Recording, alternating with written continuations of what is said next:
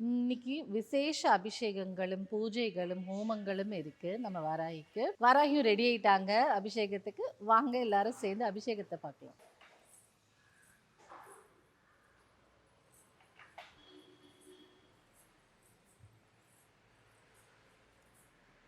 गणपतुं हवामहे कवीं कवीनाम् उपमश्रवस्तमम् ज्येष्ठराजं ब्रह्मणां ब्रह्मणस्पदान शृण्वन्नोदवस्य दसादनो ॐ महागणाधिपतये नमः ॐ महागणपतये नमः